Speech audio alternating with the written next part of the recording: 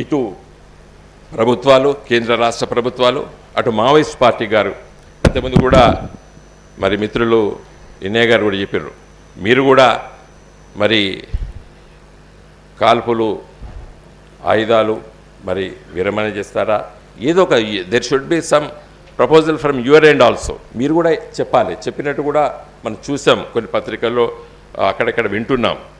కాబట్టి దయచేసి మనం అందరం కూడా ఈ వేదిక ద్వారా, పెద్దలు హరగోపాల్ గారు ఉన్నారు, ఇంకా చాలామంది పెద్దలు ఉన్నారు, మనం అందరం కూడా ఆలోచన చేయవలసిన అవసరం ఉంది.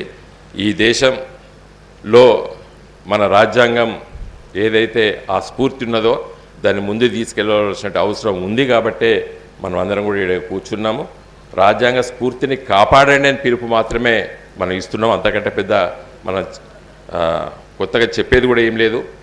కాబట్టి ఈ సందర్భంలో నేను ఎక్కువ సమయం తీసుకోకుండా, భారత ప్రభుత్వాలు, అటు ఇదివరకు కాంగ్రెస్ పార్టీ కానివ్వండి, ప్రస్తుతం ఉన్నటువంటి బీజేపీ ఎన్డీఏ ప్రభుత్వాలు కూడా ఏ విధంగా అయితే ఈశాన్య రాష్ట్రంలో అక్కడ కూడా ఇలాంటి పోరాటాలు జరుగుతున్నాయి. సార్, సమస్యలు వేరు, ఆలోచన విధానం వేరు కావచ్చు, కానీ మీరు అన్నట్టు మరి ఆ అలజడిని, లేకపోతే లా అండ్ ఆర్డర్ అంటున్నారు, ఎట్లయితే అక్కడ వాళ్ళతో మీరు చర్చించి మాట్లాడుతున్నారో అదే విధమైనటువంటి చర్చలు ఇక్కడ కొనసాగించి బస్తర్లో ఉన్నటువంటి ఆదివాసుల్ని కాపాడాలి.